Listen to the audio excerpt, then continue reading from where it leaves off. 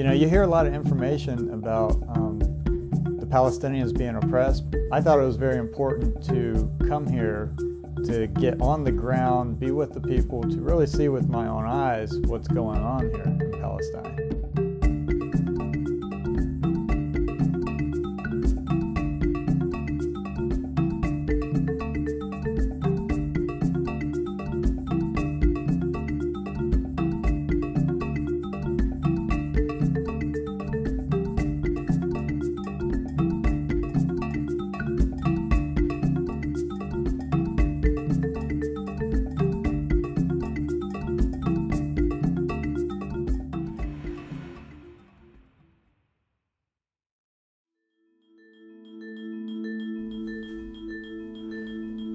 When Israel was established in 1948, it was in the aftermath of a massive campaign of genocidal ethnic cleansing that lasted for a whole year.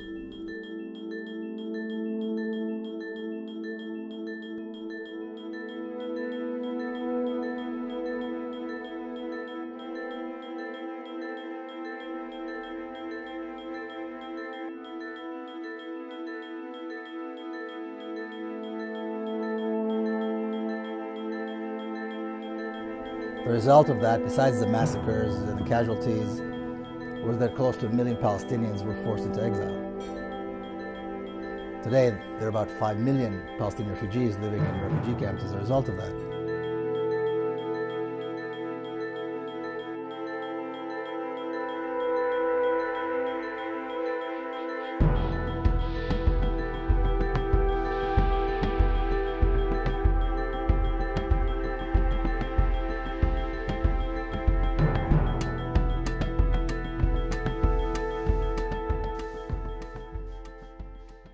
My name is Mundir Amira. I'm the representative here of the youth center.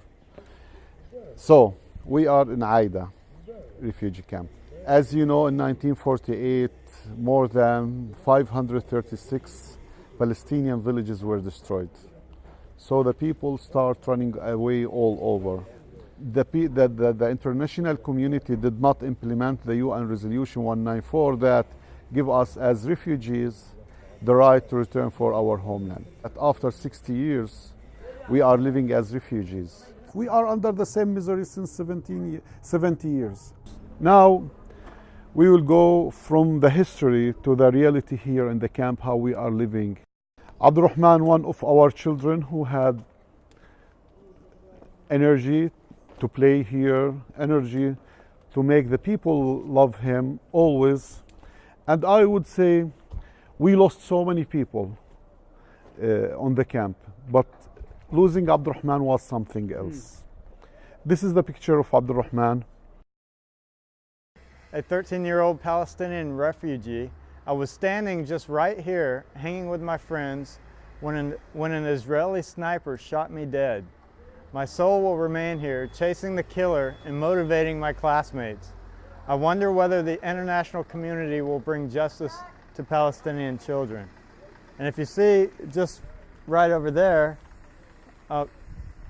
Miko Peled was describing how the kids would hang out here, and this kid was just hanging out, and that's where the Israeli soldiers would shoot from, on the top of the wall. But it was always made very, very clear that it's all the land of Israel, and it's just a matter of time until we take it all. By 1967, my father was already a general, and he was among the generals who envisioned and planned and executed that war. And he said, we are expecting momentarily, we the military are expecting to get the order, any time, to push Israel's eastern boundaries to where they need to be, which is the Jordan River. Because the West Bank, there's nothing natural about this. It's just a line that somebody drew out of interests that had to do with Israel's interests. What we hear about the War of 1967 is that it was this, once again, Arab armies were amassed on the borders, and they were ready to get in there, and they wanted to kill the Jews because, like the Nazis before them, and the Romans before them, and the Greeks before them, and the Egyptians and everybody before them, once again, we the Jews are, the victims of anti-Semitism, but this way we're going to stand strong and we're going to fight and we're going to show them, and we're the descendants of King David and the Maccabees, and we're going to win. And we did. And in 6 days, the war was over. In 6 days, 3 Arab armies were completely destroyed, and all this territory was taken. I mean, the West Bank and Gaza, but also the Golan Heights and the Sinai, which are not on this map. Which really goes to show that the claim that Israel was under any kind of threat is ridiculous. The war was over before the 6 days were over. But after 6 days, there was really nothing more to do. And what they did, which was important to our story, we're talking about Palestine, is that Israel completed the conquest, which they had intended to do all along. So taking the West Bank was not a result of a war that was imposed on Israel, and now it's spoils of war, which is the way many people portray it. The war of the taking of the West Bank was something that was planned, and then the opportunity presented itself, and Israel took the opportunity, and that was it. It was done. And as soon as the West Bank was taken,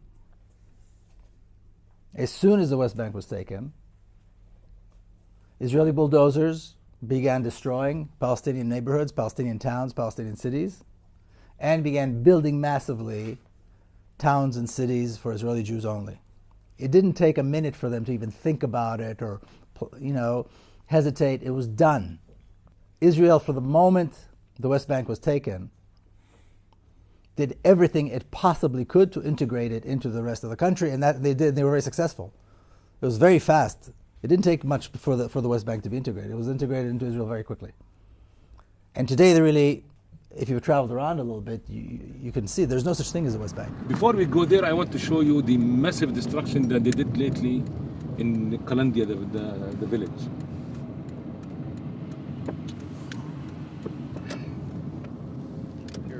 No, it's no permits. They will not give you a permit to build your house, and if you build a house, you will destroy it. This is the policy that they are following in order just like to minimize the Palestinian existence, just like to make them, to push them away. Understand. And that's what happened in Jerusalem since '67.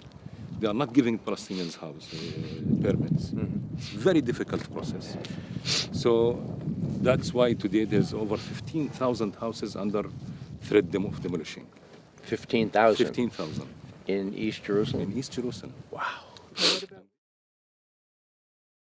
So they picked 33 houses here. They came in August at 11 o'clock midnight, and with 7 bulldozers, 200 soldiers, and they continue the destruction until 7 o'clock in the morning. Wow. The commander who was coming with the people, all the people came, a small village, all the people get to the street. So he told them, I'm going to do another Syria here. That's literally what came from the people's mouths. Another what? Syria. Refer to the destruction. Purple. The red color. Yeah. This is the typical Jerusalem, this reddish kind of.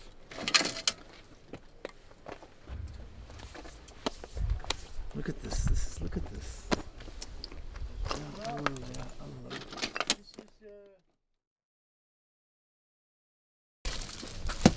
First of all, welcome for you. Ahlan wa sahlan. With a happy face. With welcome. With ahlan wa sahlan. But I'm feeling so sad. Why? Because I did not looking like original Bedouin. Because nothing safe here. Before 2010, before the second big demolition, I had a beautiful Bedouin house, a nice Bedouin house with the original things. This is what Israel government try to kill my culture. In my culture, any visitor came here, we will make new coffee for the visitor. This means it's the best that I take my visitor welcome, and I show them, I make it really, when they came, they see with the eyes. Here the coffee, original coffee, you see.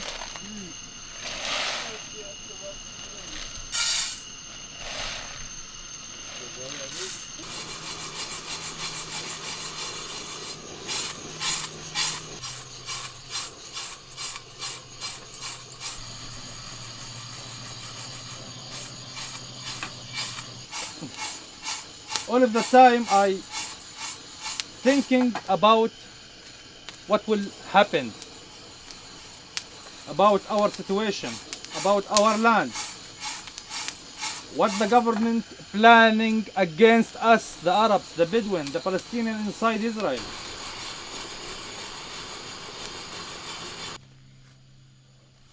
But my son hitting the police. My son hitting the soldiers. My son hitting the Green Patrol. My son hitting the GNF.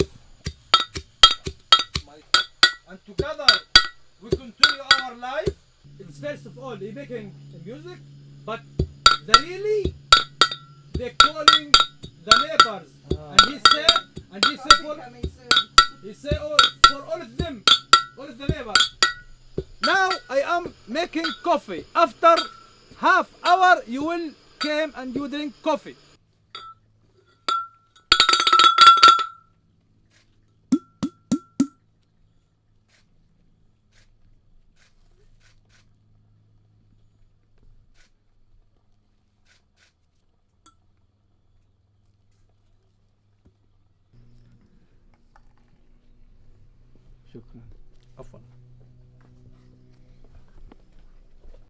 They've been reduced to what we would consider to be nothing. And yet they fed us what several of us thought was the best meal we've had. With all that's been taken from him, he's still giving. He's still hospitable. He's still loyal to his culture, which says to welcome the stranger. The Arab expression is sumud, which stands for steadfastness, that these people are committed to stay on their land, whether we talk about the Palestinians in the West Bank or the Bedouins in the Negev. So this idea that somehow over the last 50 years there was some kind of a willingness on the part of Israel to allow the Palestinians to establish a state, and this whole two-state solution thing is complete nonsense. There's absolutely no proof whatsoever to substantiate that claim. When Israel took the West Bank, it has basically created a single state over all of Palestine with exclusive rights for Jewish people, which is why they call it a Jewish state. The question is it going to be an apartheid one state, or is it going to be a democratic one state? That is the question.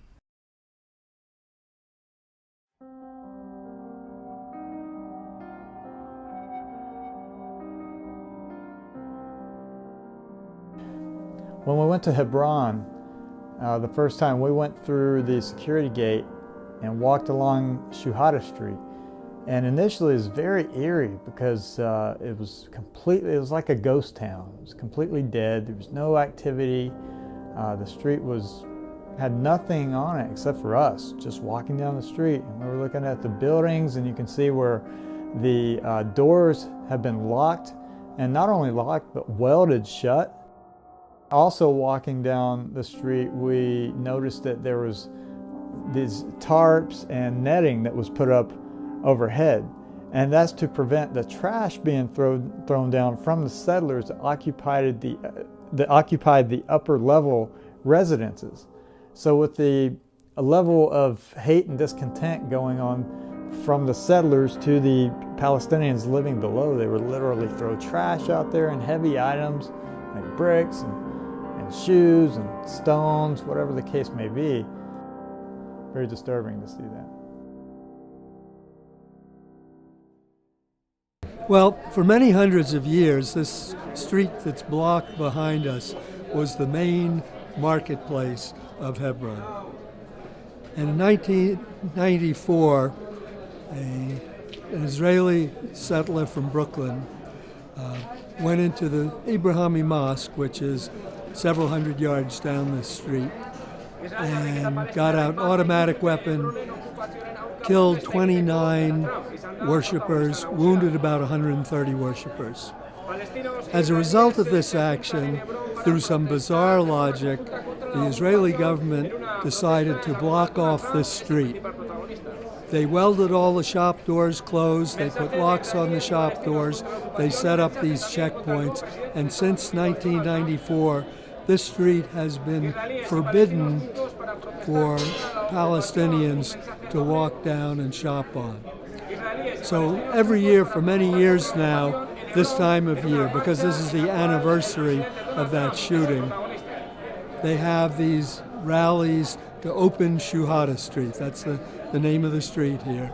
So they have open Shuhada Street rallies trying to put pressure on the Israeli government to open the street. So that's what we're here for today, is to join the Palestinians in support of their effort to get Shuhada Street open. We agreed only to raise the Palestinian flag. Good training. Me too. Oh yeah, that's a good shot. Here we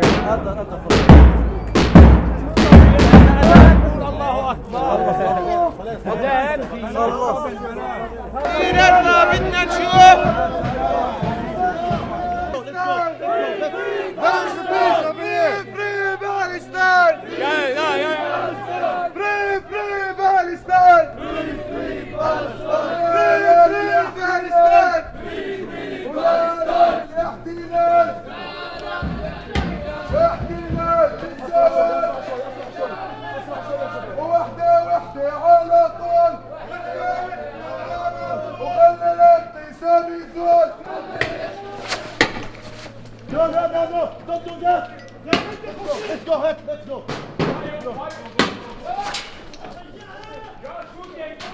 Hey.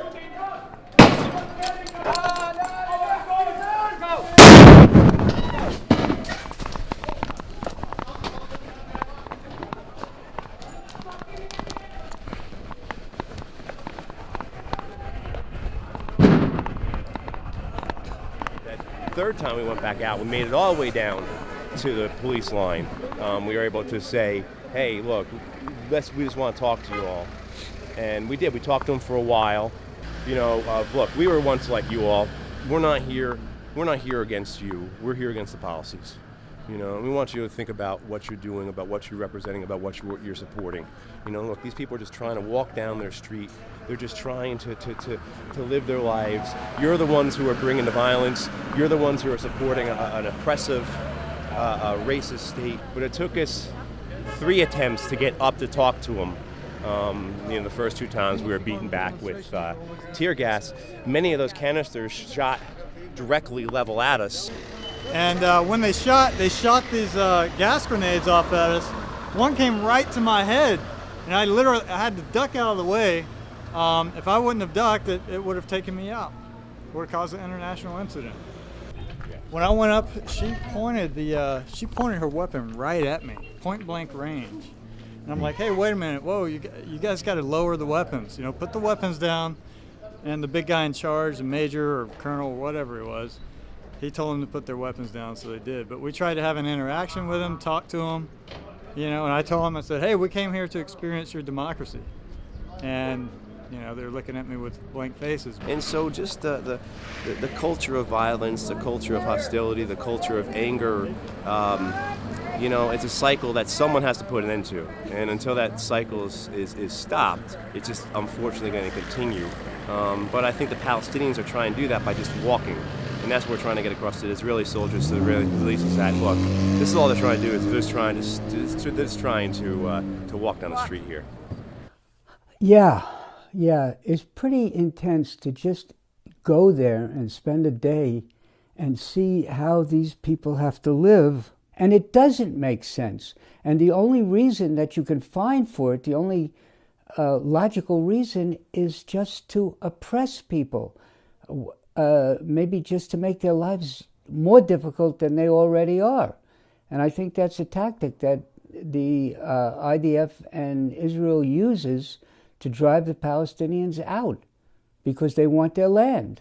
It makes sense though, right? If the goal is to chase the Palestinians out, if the goal is to push the Palestinians out, if the goal is to turn this into Israel, if the goal is a Zionist project, if the goal is to make this into one big settlement, then that's the way to do it. Put the pressure on these people so they can't live here. The situation down there with the settlers, what's going on with them, with their mentality and mindset, because they were crazy. It was nuts.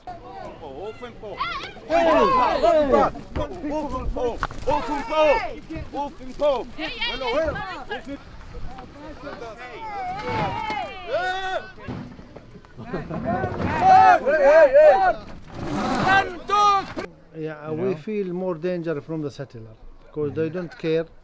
They don't care if you are American, if you are Palestinian, if you are Israeli.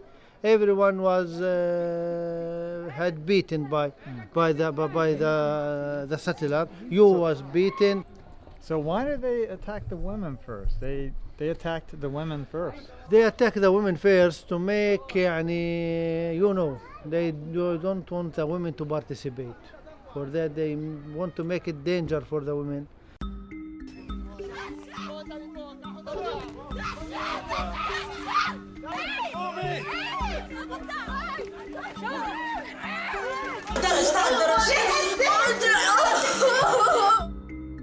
All your armies, all your fighters, all your tanks, and all your soldiers against a boy holding a stone, standing there, all alone. In his eyes, I see the sun. In his smile, I see the moon. And I only wonder who is weak and who is strong, who is right and who is wrong. And I only wish that the truth has a tongue.